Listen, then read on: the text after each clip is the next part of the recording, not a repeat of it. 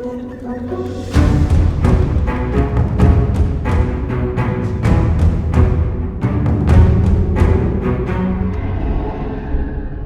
to episode 2 of Reflavour Town. I'm your host, Harry. Not my last name. Almost did it again. You won't catch me this time, but I'll say Kingsley his last name. Can we get that censored, please? Yeah, buddy, don't worry. Welcome to the show, Kingsley. Good to have you on. Super happy to be here with you, man. Talking about our favorite hobby. So happy to be back again in this comfy little room that we're both clearly in. Yeah, I noticed in the same room. Yeah, I noticed that Ernie's sitting over there in a chair about 10 meters away from us, but he is just looking intently at your monster manual. Yes, my monster manual that I've laid preciously out in front of me. It's my pride and joy. It was passed down to me from a generation long forgotten of my cursed family lineage. Oh, of course. Yeah, favorite lore dump. Today, as in all episodes of Reflavour Town, we're gonna be cracking open our monster manual and be taking some of our favorite monsters from the manual and talking about how we would change them, how we would reflavor them, if you will, and take you to town on those informations that we come up with. Those informations. Wow. Yeah. That was good grammar. Thanks, man. I've been practicing. But no, without further ado, shall we get stuck in right now? Crack open the tome. Crack open the tome! And the monster today that I will be reflavoring for all of you live is a good friend of mine. Starts with a Y and rhymes with spaghetti. Oh, Yeti Pinchetti. No, yeah, his favorite iconic Everybody's favorite Greek deli owner, Yeti Pinchetti. Yeah, everyone knows Yeti Pinchetti. No, it's our good friend, the Yeti.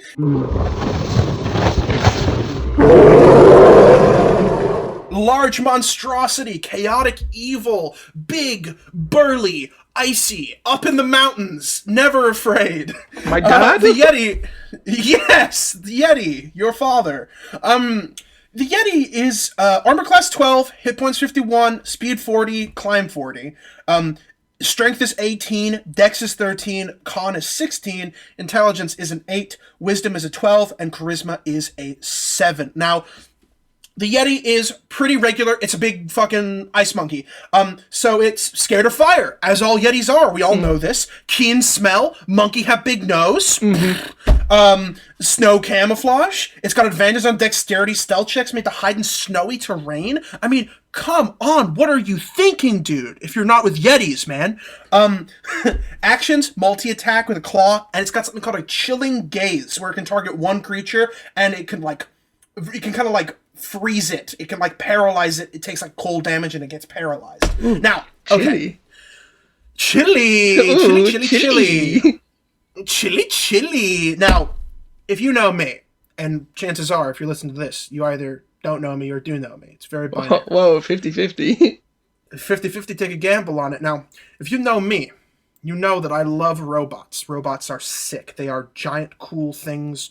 They have laser beams, often in space, often paired with some kind of political analogy. You're speaking my fucking language, my guy. Metropolis, let's go. I love a Gundam, love a mecha. I was thinking, I was up late last night. I was tossing and turning in my bed. I said, no. How do I make a Yeti even cooler? It's impossible. Yetis are the coolest thing in the world. I stand with Yetis.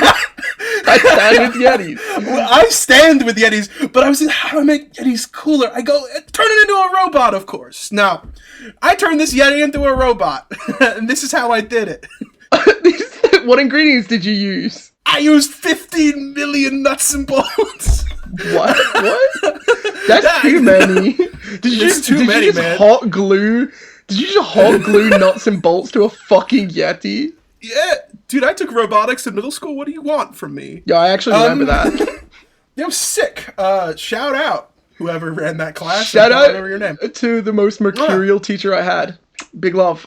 Thanks for letting us play with those fucking robots. What were those robots that you can get from the Mind Storms? Can we say that, Ernie? Bro, yeah. Can we censor that or do we keep it on? No, that's fine. That should be good to use. Thanks, Ernie. Thank you, Ernie. Thank you, champ. Anyways, so back on track. Let's not talk about middle school. Too many memories associated with that. Let's talk about Yetis. Let's talk about my other favorite thing in life. So it's this like large monstrosity, right? It's just like this huge fucking monkey beast. And I was thinking, like, it's just like I want to keep the scale of it, right? I want to keep it as like this big hulking thing. And I was thinking, like, you could completely reflavor this as like an ancient, long forgotten ice robot, a robot that's been like carved into, like fallen into ice, right, and like reactivates for some reason. The reason why I got that made of a mineral that is like a mineral that forms only under layers and layers and layers of ice. Ooh, that's super cool. I love that. Like a sort of like a robot that has been designed to withstand icy terrain. Or it was like an ancient civilization knew that an ice age was coming. They realized the only way to live on was to put their bodies within like Warforged or something similar. Ooh. And they set them in a deep freeze. That's so sick. And that would be why they have advantage on dexterity stealth checks hiding in snowy terrain, because they're like designed to look like snowy, iced over glacier rocks, but they're really like a full fucking robot. Yeah. And the chilling gaze. Well, maybe reflavor that into a chilling breath weapon. Same range, recharge rate, stuff like that. Does a Yeti... Make it a fucking laser beam, dude. Make it a laser beam, I forgot what you were talking about. Of course it's a fucking laser beam. It's a robot. Make it a robot laser beam. It freezes you. How many attacks does the Yeti get? It's multi-attack. Okay. 2 claw attacks. Okay, cool. Hear me out. How many arms does a Yeti have? Bro, probably 2. Wrong. Make it 4. Make it 4. And that multi-attack is just 2 right hooks, 2 left hooks. You never see it coming. Boxing icy robot. That's all. That's all you get from saving throws, bro. That's all you get. That robot film with Hugh Jackman. But it's a Yeti. Real Steel. Real fucking Steel. Yeah, dude. I watched it like 2 nights ago. What? Dude, don't even get on me. Oh my god. Okay. Real Steel. Nope. Nope. Nope. A Yeti. No. A Yeti, but it's Hugh Jackman. Ooh, where's the stat block for that? Wizards, give it to me. Give me it. I really like the robot idea, but hear me out. Huge Jackman. Sorry. Hear me out. Are you ready? Yeah. Are you ready? Yeah. Is everyone in the audience ready? Thank you. Yeah. A big, I'm talking like a motherfucking... A big! Just one big. A big. I'm talking a big, huge motherfucking bipedal bear man. Ooh! Yeah, like an ancient... Maybe he was like a deity of a long-forgotten civilization because he doesn't have many believers anymore. He has to hide out in the mountains. And he's really easy to kill because... I mean, he's a dying deity. But do you really want to kill him? Do you want to wipe everything of him off the face of this earth? Give him spellcasting. Give him some ice knife spell. Oh, give him ice knife. Give him ice knife and give him 4 arms. Look. Yeah. Look, the average amount of arms on this planet is less than 2. In your fantasy world, it could be more than 3. That's all I'm saying. Yeah, it's don't be armist, bro. There's more to arms than just having 2 of them. If you have the chance to give your monsters 4 arms instead of 2 arms, go for the 4 arms.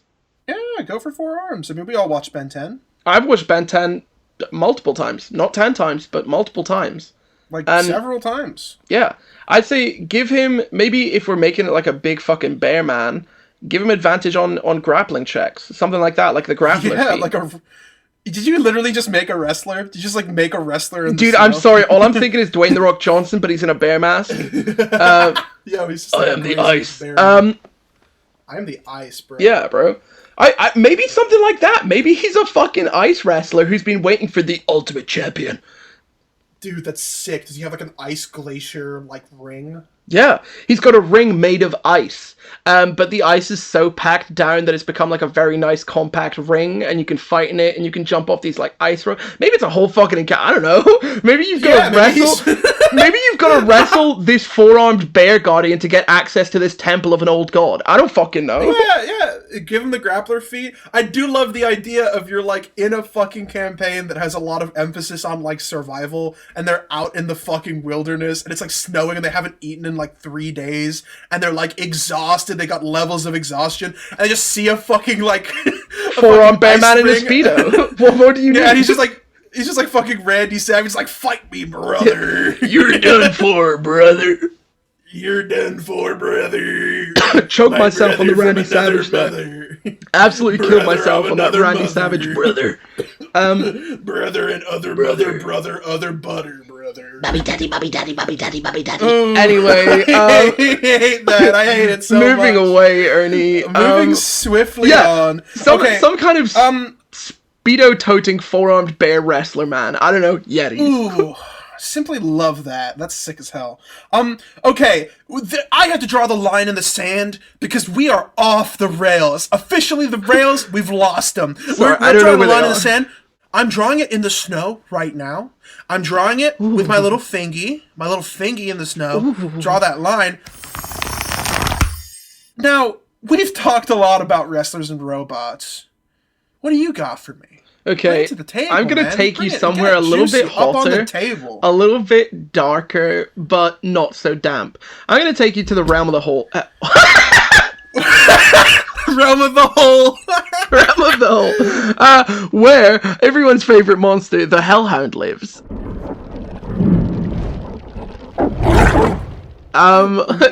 Evil to the hole. We all know hellhounds. They live in the fucking hole, I guess.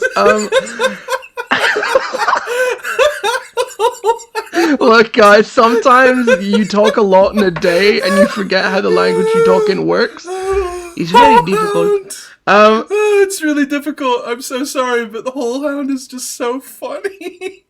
Oh, dude, what is that? It's a whole hound. The whole hound.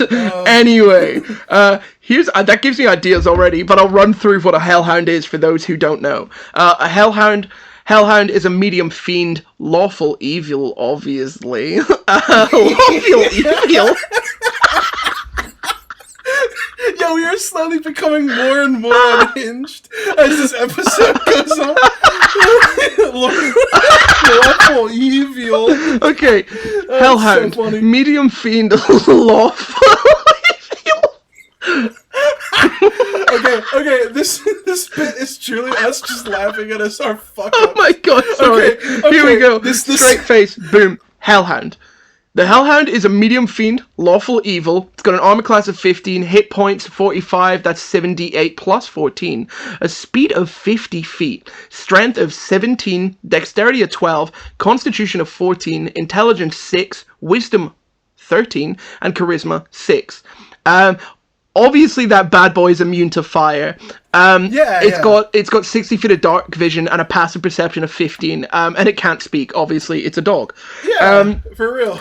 Bad boy's also got keen hearing and smell, so that bitch gets that. So this hound gets advantage on wisdom and perception checks that rely on hearing or smell.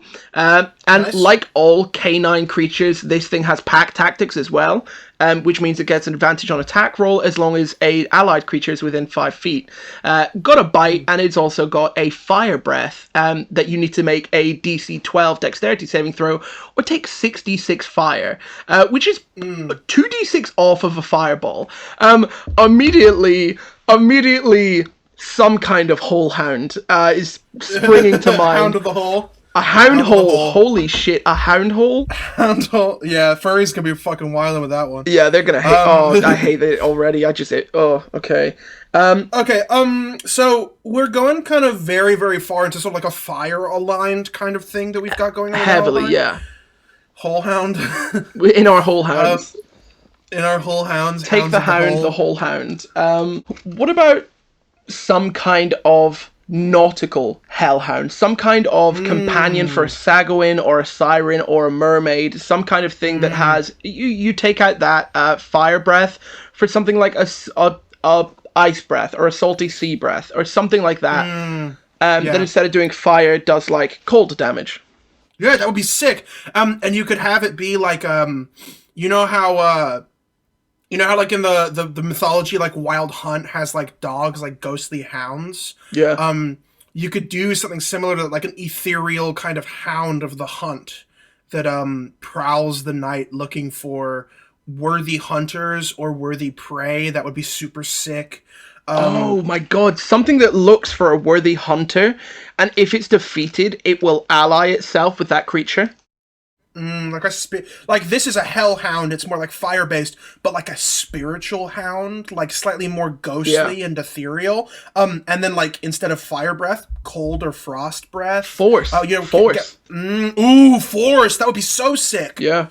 Oh, force breath. That's awesome.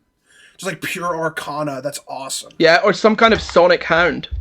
That you maybe this is going a little bit deeper, but if you maybe take out that keen hearing and smell, or keep keen hearing and smell, but make it blind. This seems to be a running theme. We were like, "Yo, make it blind." But make it blind. Seriously, give it 4 arms. Make it blind. Give it 4 legs. It already has 4 legs. Joke's on you. 4 arms. Make it blind. Give it up 4 arms on its back that it can reach and touch things with. No, make it a wrestler. But make this thing blind. Give it massive ears, and literally give it echolocation. And it uses sonic attacks. So that's why it has force damage. It uses sonic or psychic. Sonic the Hedgehog. Sonic the fucking whole hound. Sonic the whole man. Sonic the whole ass hedgehog. How's that for you? Sonic the whole guy. No, yeah, back on track. No, yeah, I really love the idea of using like Sonic kind of power. I keep thinking Sonic the Hedgehog. Lawful evil. It's just lawful evil. We are lawful evil. This is my Sonic the Hedgehog OC. His name is Death Epic, the Power Man. Shut the fuck up. This is my Sonic OC. His name is Chinickle. He's an echidna. Yeah, he's a Sonic who loves his mom. He's a hedgehog who loves his mom and dad. Chinickle, the good boy. Calling your Sonic OC just sick. He is a Sonic who loves his mom. Oh, incredible. Sonic who loves his mom. This is my Sonic OC. He loves his mom. Okay, we need to get back on track. Pushing through the bit. This is about to be about Dungeons and Dragons, I swear. No, yeah. That's what you signed up for. When you come over here and you ask for our names, this is what you get. And Harry doesn't give you his last name, but will happily provide mine, like Halloween candy. We will censor it, I promise. Yeah. Yeah, we definitely will. Oh, fuck off, Ernie. Yeah. I don't have time for this. Fucking censorship column. Alternatively, moving away from a hound of any kind, this could be some kind of, say you've got an orphanage in a village and the orphanage isn't very well kept. Maybe you have the lead orphan, is that a thing? The oldest child there. Lead orphan? Is that a thing? Me Googling medieval orphanages. Do you have a lead orphan? Where is your strongest orphan brigade? The strongest orphan, proven by blood sport. Dude, the strongest orphan in an orphanage always has the ability to breathe fire.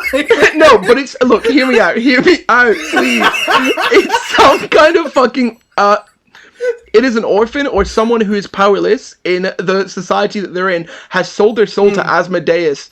Or at least what they thought was Asmodeus, and it actually was maybe a lesser devil of some kind. Ooh, very, very cool. Lesser devil of some kind. Cosmology, very hard in D&D. And they have these abilities, but because they are also so ingrained into the kind of society that they're in, they have pack tactics. So the people around them are able to boost them. They basically gain power from the people around them. Yeah, give him like a warlock invocation. Yeah, a little warlock invocation. And some spells, spell casting. Give him like witch bolt, maybe eldritch blast. Yeah, that would be super sick. Like a bunch of like infernal orphans. Yeah, infernal kids who are just selling their fucking souls to make ends meet. That's like sick. That's like fucking Peter Pan. That's basically Peter Pan, but gone bad. And the fire breath ability could literally be like the kids have gotten access to alcohol and have made a Molotov cocktail. I don't know. Yeah, I'm about to say they got access to alcohol and they put it in their mouth. They do fire breathing. Or fully going off a track again. This is some kind of fire breather. Like you've got a carnival. The carnival turns bad. And because all of the other carnies are around, this person has pack tactics. So do all the other carnies. And this person is a fire breather. And they have like a really nice set of nose and ears. They can smell real good. They've also got really beautiful eyes. And they can run really fast. Luscious, lovely eyes. Or even, you know, I was last night tossing and turning about how I can make whole hounds better. I'll give them an H and another L. Give him an E and another L. I'm off. I'm done. I literally went to take my glasses off, but I took them off before when I was laughing. That's so sick, dude. Fucking murder me. Yeah. I literally just a fire breathing Roomba. Why not? Yeah, dude, make it a construct. Where in the monster manual does it say you can't have a fire breathing Roomba? I can't read it. Where in the monster manual does it say that a Roomba can't bite you? Yeah, because this thing does have a bite attack as well. That is something we've completely glossed over. Could you imagine the strongest orphan in your local orphanage comes up and bites you? Dude, for 2d6 of damage as well. I've been bitten by like 2 children in my life. So I've been bitten by at least 6 orphans. Bro, most of them were lead orphans. Mm-hmm. No, yeah, I mean, I like the idea of, like, because you could tweak the bite action. You could make it like a dagger, you know, you could give him a dagger. Like, turning it into like a more humanoid kind of thing is really interesting. I really like that. Kind of like infernal lead orphan. That's kind of sick. I like that a lot. Infernal. You can have the encounter be like, sort of like, infernal. So, here, I'm kind of glossing back to sort of the idea that I had in the first episode, if you guys remember that far back. The Magman, right, where you could cast, it casts a spell and it upcasts, right? What if, so the head, like the most powerful orphan of course. Of the bunch, has the ability to spellcast, but what if they can use their other orphans, they can cast from the orphan? What if they're not casting, they use them as pinpoints. They use them as like casting vessels. Exactly. And you've basically got, so basically it's a ritual gone wrong where he tried to sell his soul but ended up selling the soul of the people around him. And you can even reflavor little magmans. Maybe not, maybe reflavor like goblins or imps or something like that. Or like a kobold or something. That sounds fair. I really like this idea of like kind of orphans who have sold their soul, or an orphan who sold their soul and is like kind of running scams on the streets. That would be a really interesting faction to sort of, that gives me kind of like either the Thieves Guild in Riften. That kind of gives me like the vibe, or like that whole thing in Skyrim where you have to go into that orphanage and you like go look for that child who ran away and like is trying to summon the Thieves Guild or whatever. It's like kind of like a dark occult thing. Like that really gives me like that kind of energy, which I think is a really fun storyline. You could really like follow it's the Dark Brotherhood. He's trying to summon the Dark Brotherhood. Yeah, maybe it's a kid like that, where a kid fully like the most shredded orphan of the bunch decided to take up arms and kill his Oliver Twistian matron.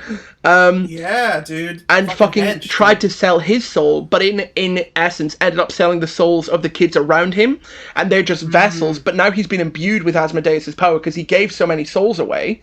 Dude. But he still owes him a debt because he never gave up his soul. Innocent souls as well. Definitely. However you guys work your cosmos, maybe it was a Baba Yaga type. Maybe it was a hag of some kind he made a deal with. I like that a lot. Yeah. That one's really cool. Yeah. Yeah, we should definitely write that little encounter with a bunch of like infernal orphans. A nice little storyline. I think we're looking at the time.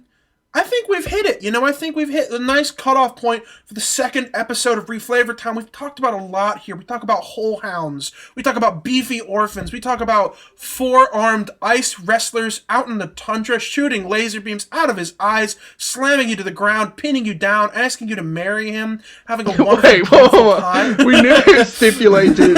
Is this like if you lose the fight, you put on a gamble? And that's essentially like a down payment on your dowry, or what? Yeah, no, when you lose the fight, you win a lover. Anyways, that's been us at Reflavour Town. Hope to see you again soon. Stay sharp, stay oily, stay refreshed, and stay nice and brisk. Stay spicy, you freaky little motherfuckers. Love ya. See ya.